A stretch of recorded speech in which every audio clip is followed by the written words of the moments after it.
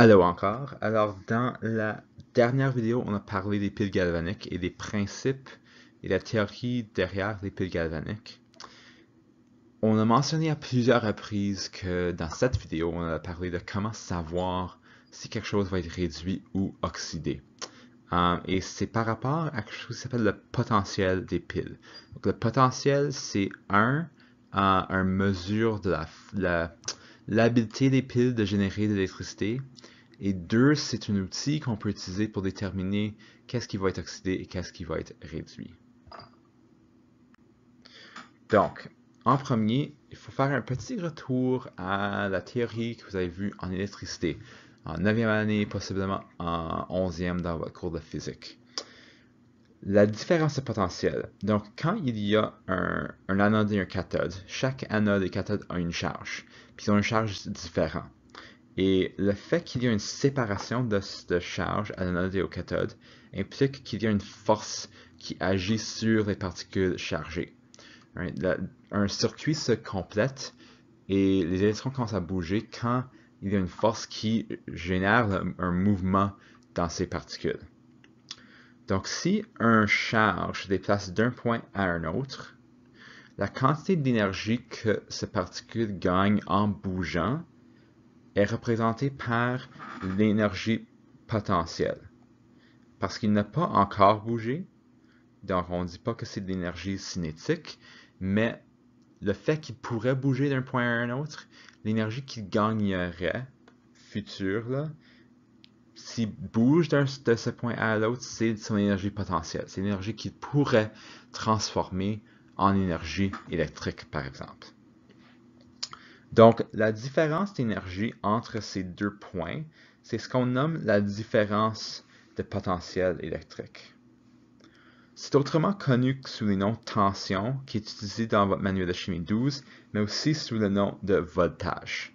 Si vous vous rappelez des concepts d'électricité, on parle du voltage présentement.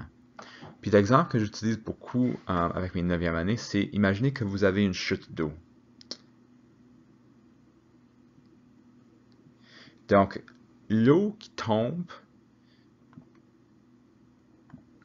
sur votre chute, ça c'est le courant.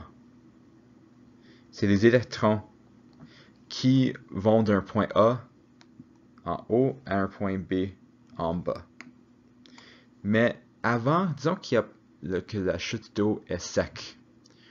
La hauteur du chute d'eau, c'est votre différence de potentiel, c'est votre voltage. Parce que l'eau qui est au point A, avant de tomber au point B, il a un potentiel. Il pourrait générer un certain montant d'énergie s'il tombe du point A au point B. Donc au point A, il a un potentiel. Il a le potentiel de réaliser une transformation d'énergie. Et en tombant de A à B, il va transformer son énergie potentielle en énergie, dans ce cas-ci mécanique, mais dans le contexte d'un circuit, en énergie électrique. Donc, la différence de potentiel, c'est une mesure de l'énergie électrique qu'un pile peut générer. Et plus le potentiel est grand, donc plus la pile serait puissante.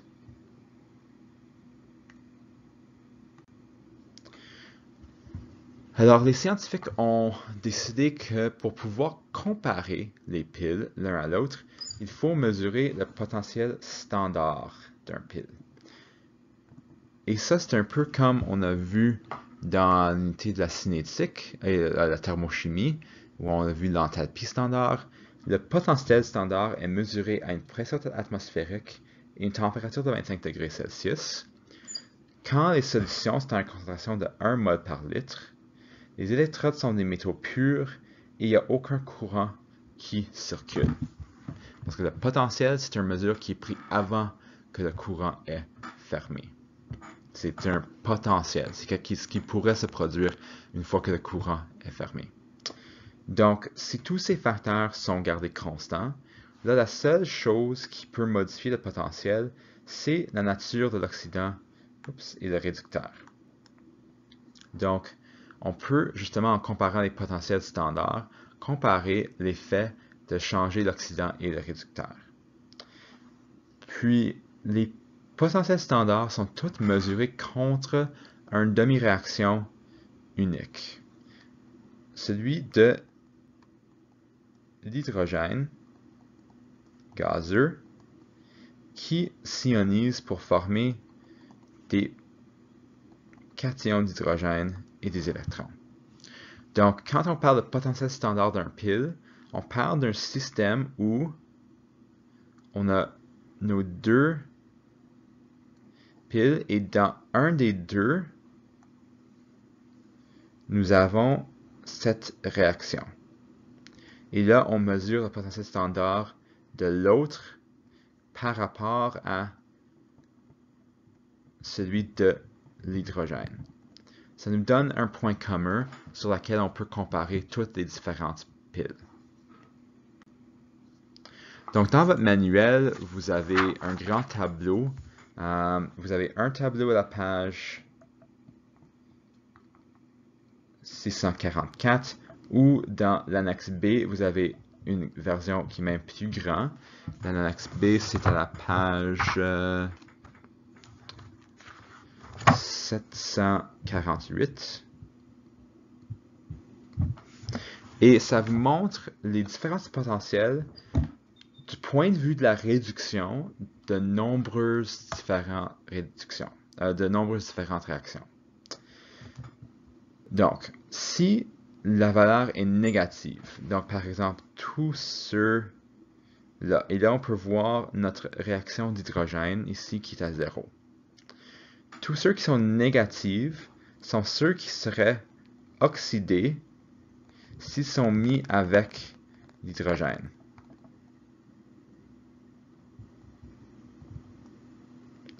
Parce que c'est le potentiel standard de réduction.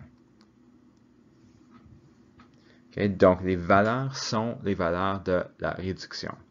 Et donc, tous ceux qui sont positifs sont ceux qui subiraient la réduction quand ils sont dans une pile avec la réaction d'hydrogène. Donc, plus la valeur est grande, plus c'est un oxydant, et plus l'espace peut être réduit. Puis là, on peut trouver le potentiel standard d'une pile au complet en comparant celui qui va se produire au cathode et celui qui va se produire à l'anode. Donc, disons par exemple qu'on a une pile qui a, je sais pas, là on a, disons qu'on a le fer, celui-ci, et on va prendre un de ceux-là, le cuivre. Donc, réduction se produit au cathode et oxydation se produit à l'anode. Donc, celui qui a la valeur la plus grande va être au cathode, celui qui a la valeur la plus petite va être à l'anode, parce que c'est celui qui va être oxydé. Donc là, on peut prendre la différence. Donc, ici, le E pile serait 0.34 moins négatif 0.45 pour un total de 0.79. Et donc, ici, le potentiel standard de réduction d'une pile qui a le cuivre et le fer comme électrode serait de plus 0.79.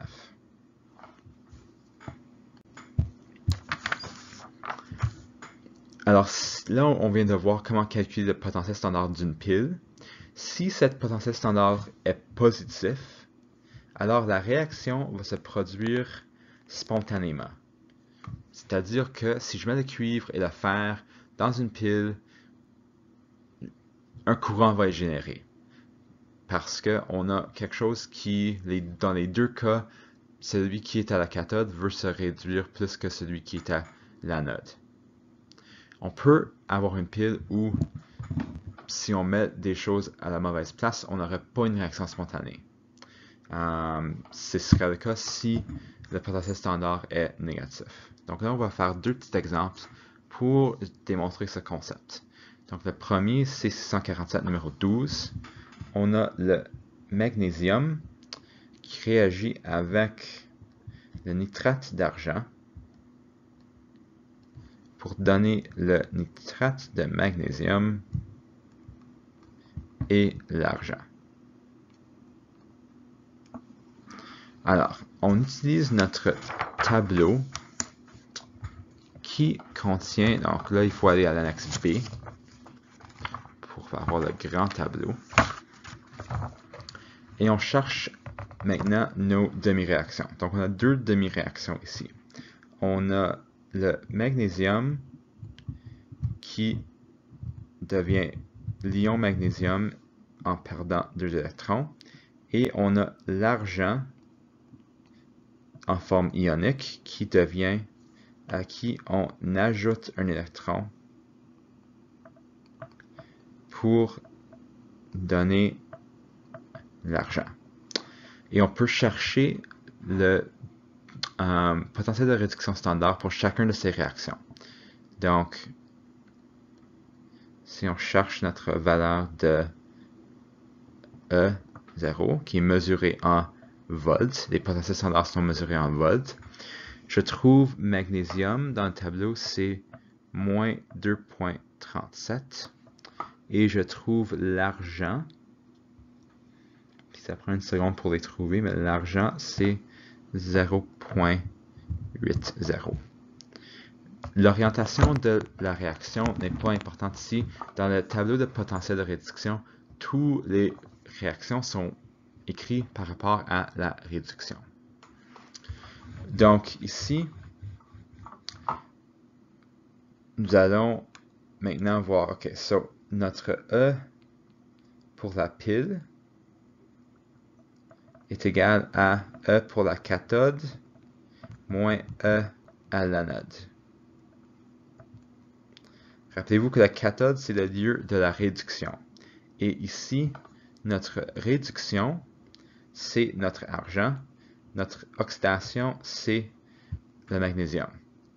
Donc, on prend la valeur à la cathode, qui va être 0,80, et on enlève la valeur à l'anode, et on obtient une valeur positive à 3,17 volts.